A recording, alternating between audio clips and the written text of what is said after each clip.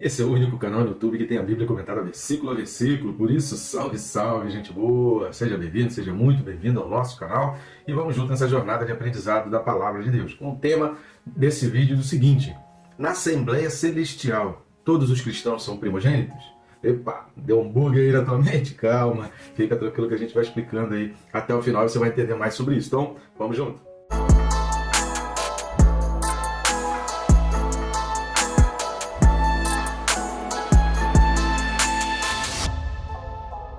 Só não deixe de se inscrever no canal, né? É rápido e fácil, você vai clicar no botão que está aí embaixo, inscrever-me, pronto, você já vai estar inscrito.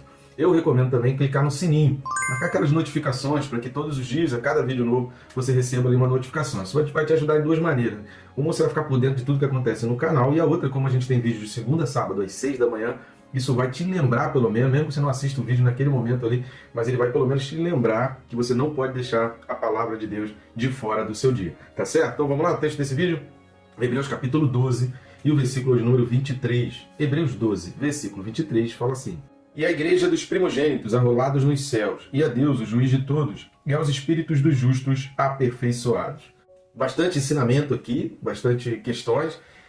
Eu leria esse versículo 23, na realidade eu começaria o versículo 23 naquela parte finalzinha do 22, que seria: E a universal assembleia e igreja dos primogênitos, embora tem essa partícula E, que é aditiva, então está somando, está juntando, mas em alguns casos a palavra E, ela enumera, né, questões que são opções. Então aqui no caso não são opções diferentes, está realmente adicionando e falando de uma coisa só. Então a Universal Assembleia e Igreja dos Primogênitos está falando de uma coisa só, está falando de uma instituição só. E esse versículo 23, ele é muito importante para que a gente consiga entender então a Sião celestial. Lembra que a gente vem falando aqui desde o versículo 18 até o que nós temos aí por versículo 29, o autor está fazendo uma comparação entre a Sinai de Moisés, a Sinai terrestre lá, o monte onde foi entregue os 10 mandamentos, e a Sião celestial. Ele está fazendo um comparativo. O que ele faz de contraste, que a gente falou isso daqui no versículo 22, que o contraste está entre o povo que chegou no Sinai e o povo que está chegando no Sião, que aquele povo, para quem o autor dos Hebreus estava escrevendo a carta, não era o povo que tinha chegado no Sinai. Mas, em compensação, por isso tem a expressão mais no versículo 22, eles estão chegando a Sião. Então o contraste que está sendo feito é nessa questão de aproximação, de experiência. Aquele povo ali não experimentou aquilo, mas está experimentando isso. Esse é o contraste, mas o Sinai e o Sião há pontos em comum, muitos pontos em comum, e o autor está querendo exatamente trazer a memória daquele povo que é judeu, que tem uma força muito grande, uma tradição muito grande, que conhece muito bem a sua história, e entender a importância do que aconteceu no Sinai, para que através desse aprendizado consiga entender o que vai acontecer na Sião celestial. Mas vamos lá, que a gente tem bastante texto bíblico para a gente ler nesse vídeo aqui e bastante aprendizado para a gente entender a esse respeito. Antes, eu queria rapidamente aí, se você pudesse estar nos ajudando no nosso canal. A gente faz esse trabalho de forma independente, sem ajuda de nenhuma instituição, e eu conto contigo para a gente continuar crescendo e avançando. Quanto mais pessoas assistindo os vídeos, mais gente em contato com a Palavra de Deus, e esse é o nosso objetivo, porque a Palavra de Deus, ela abençoa, e assim a gente está abençoando pessoas. O nosso único objetivo é estar abençoando vidas. Então nos ajude a aumentar o número de abençoados. Uma das coisas que você pode fazer rápido e fácil e de graça, não custa nada para você, você não vai pagar nada, a internet não vai vir cobrança no teu boleto, a tua conta não vai vir adicional, não vai vir nada, não vai mudar em nada financeiramente para você. É o que? É o famoso triplo C: curtir, comentar e compartilhar. Curtindo e comentando, o YouTube indica para mais pessoas, e compartilhando você vai além daquilo que o YouTube pode mostrar. Outra maneira também você está nos ajudando não só o nosso canal, mas também o nosso ministério, é indo nesse QR Code que está aqui do lado, que vai ficar até o final do vídeo, ou no primeiro link da descrição. Ambos vão abrir o mesmo menu. O que tem nesse menu? Opções de você adquirir esses livros, que já estão começando a aparecer a capinha aqui. São livros que eu mesmo escrevi, e ali nesse menu você vai ter a opção de adquirir esse livro em formato digital, em papel, no canal da Amazon, no Mercado Livre, na Hotmart, na Americanas, enfim. Você tem uma infinidade ali, preços diferentes, que cada plataforma tem a sua métrica de precificação, mas ali fica a sua escolha, é bem democrático, você pode fazer a sua escolha aí e adquirir. Só não deixe de adquirir, e eu tenho certeza que não só vai ser benção para você, como você ainda vai comprar para abençoar outras pessoas. Então vamos lá, a primeira coisa que a gente precisa observar é que a gente precisa ler e entender um pouco essa questão dos primogênitos. Então a gente vai ler um texto onde Deus fala dos primogênitos. A gente falou quando mencionou sobre Esaú, essa questão da bênção, que era uma coisa instituída por Deus. E agora a gente vai exatamente observar o cuidado de Deus com relação aos primogênitos. Por isso, o entristecimento de Deus com relação a Esaú. É assim, por isso que a gente sempre fala, né? Cuidado ao assistir um vídeo de uma maneira isolada, porque às vezes uma coisa que não foi falado ali naquele vídeo, ele vai se complementar mais à frente, porque os versículos eles vão se completando. Você está dentro do mesmo livro de Hebreus, eles vão seguindo uma sequência lógica, uma sequência de pensamento. Então, muito cuidado ao isolar um vídeo, ao isolar um pensamento, ao isolar um versículo, porque você precisa entender todo o contexto. E para esse entendimento com relação a primogênitos, a gente precisa ler o livro de Números, capítulo 3, versículos de 11 a 13. Livro de Números, capítulo 3, versículos de 11 a 13, fala assim: Disse o Senhor a Moisés: Eis que tenho eu tomado os levitas do meio dos filhos de Israel, em lugar de todo primogênito que abre a madre, entre os filhos de Israel, e os levitas serão meus, porque todo primogênito é meu. Desde o dia em que feri a todo primogênito na terra do Egito, consagrei para mim todo primogênito em Israel, desde o homem até o animal, serão meus. Eu sou o Senhor.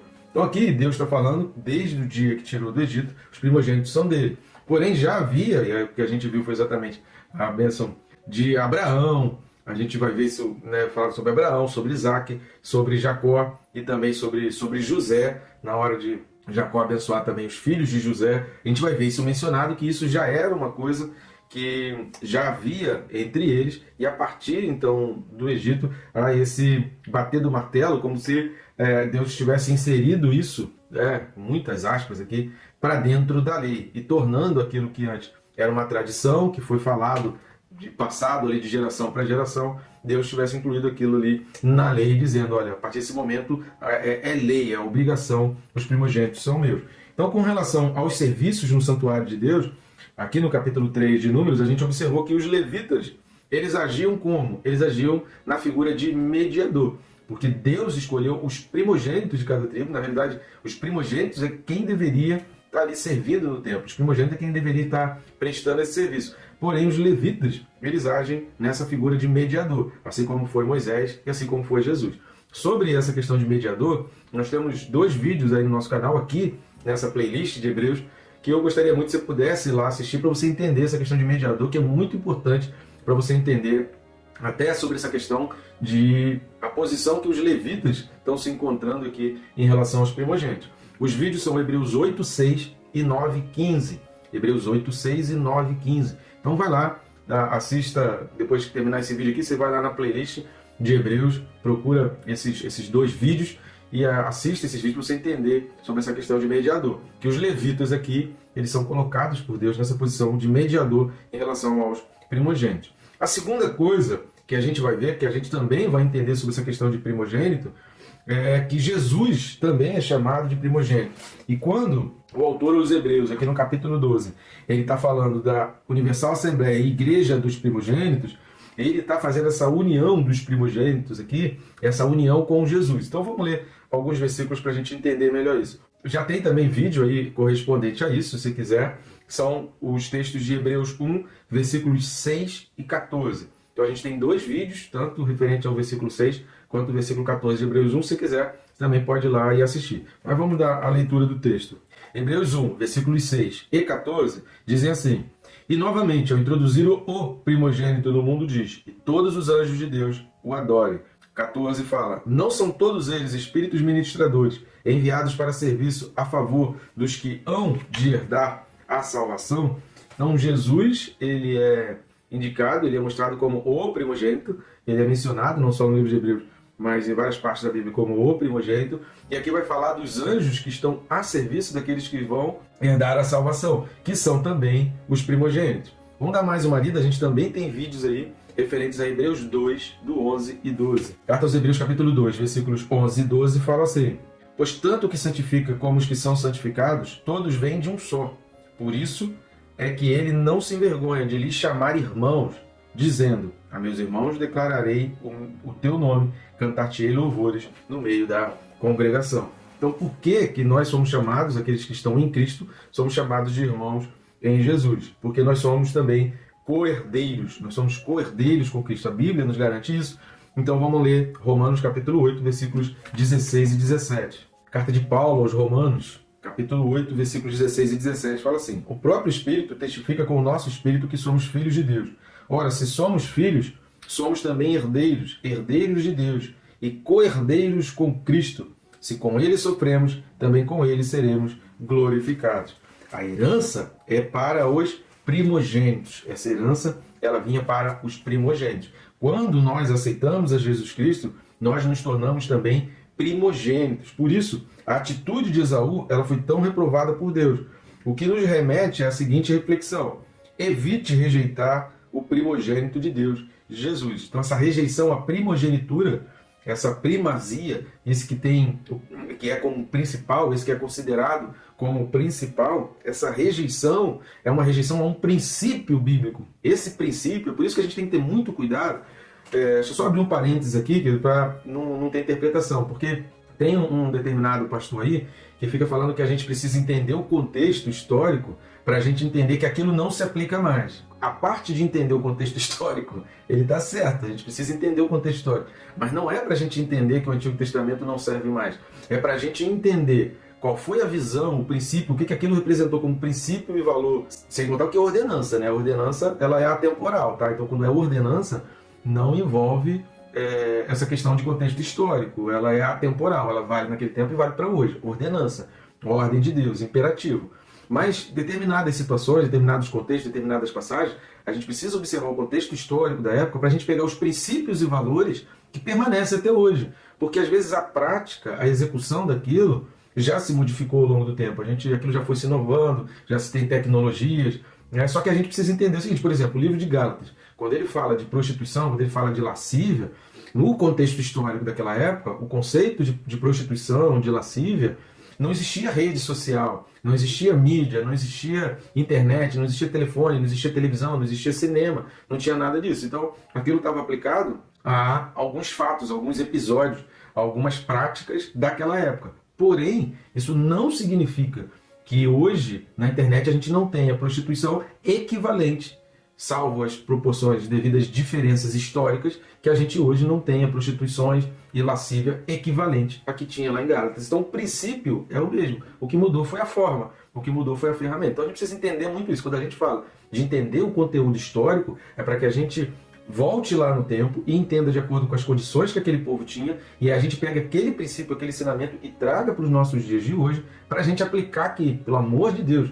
Entender o contexto histórico da época não é negar e menosprezar e achar que aquilo não vale. Nunca faça isso, porque a Bíblia ela é válida de Gênesis a Apocalipse, ela é toda válida, tá certo? Isso é importante a gente observar, porque tem gente aí pregando, dizendo que como aquilo é passado, faz parte de um outro momento na história, aquilo não vale mais de nada para hoje. Isso é antibíblico, isso é demoníaco, isso é ensino de demônio. Não caia nessas artimanhas. Então aquele exemplo de Esaú nos remete para isso. Não podemos rejeitar a primogenitura porque isso é um princípio bíblico. E Jesus ele é chamado como primogênito. Então se a gente entende aquela ação de Esaú, como a gente já falou em outros vídeos aqui, qual foi o grande problema de Esaú? Considerar a bênção máxima de Deus, considerar o bem maior dele, que seria a bênção para a eternidade, para ele, para os filhos, para a posteridade dele, ele considerar essa fé em Deus como um objeto de troca. Esse é o grande erro, de a gente chegar em determinadas situações e a gente colocar a nossa fé na mesa de negociação. Dependendo da tua oferta, eu entrego a fé. Estou passando por muita necessidade, de que me vale essa fé se eu estou precisando daquilo dali. E a gente não depositar, desentender. Deus é capaz de suprir a minha necessidade. Eu não vou trocar e não vou negociar a minha fé. Então, se a gente negocia o primogênito, se a gente nega Jesus, a gente está fazendo como Esaú. É por isso que quando a passagem fala que em Hebreus houve choro e ranger de dente, que Esaú chorou e que não foi achado digno de arrependimento, a gente vai ver isso tudo sendo projetado na pregação de João Batista, no povo que não se arrependeu, que João Batista veio para pregar o arrependimento. A gente vai ver em Apocalipse, a gente vai ver Jesus falando que no final dos tempos vai haver choro e ranger de dente. Por quê? Porque as pessoas fizeram escolhas erradas na vida e é lá na frente, quando já não tem mais chance de voltar, que a pessoa vai perceber a besteira que fez. A terceira coisa que a gente vai observar nesse versículo 23 de Hebreus 12 é essa questão do arrolados nos céus. Arrolados nos céus, vamos dar uma lida rapidamente em Lucas 10, versículos de 20 a 21. O Evangelho de Lucas, capítulo 10, versículos 20 e 21, fala assim: Não obstante, alegrai-vos, não porque os espíritos se vos submetem, e sim porque o vosso nome está arrolado nos céus. Naquela hora, exultou Jesus no Espírito Santo e exclamou: Graças te dou, ó Pai, Senhor do céu e da terra, porque ocultaste essas coisas aos sábios instruídos e as revelastes aos pequeninos. Sim, ó Pai, porque assim foi do teu agrado. Então, o pequenino é considerado o primogênito, ele é diferenciado na Bíblia como o primogênito, como aquele que recebe a Jesus Cristo, e que o principal bem, o bem maior que a gente pode ter, é o nome arrolado nos céus e a nossa pátria celestial. Vamos ver isso também em Apocalipse capítulo 3, versículo 5.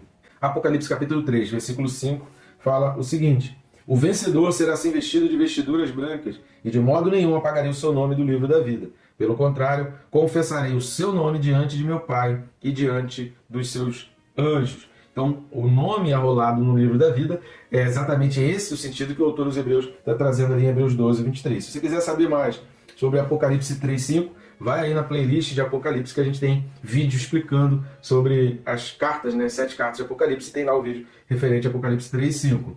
A quarta coisa que a gente vai observar em Hebreus 12, 23 é Deus o juiz de todos. Por que fala juiz de todos? Aí tem alguns textos bíblicos aqui importantes. Vamos dar uma lida.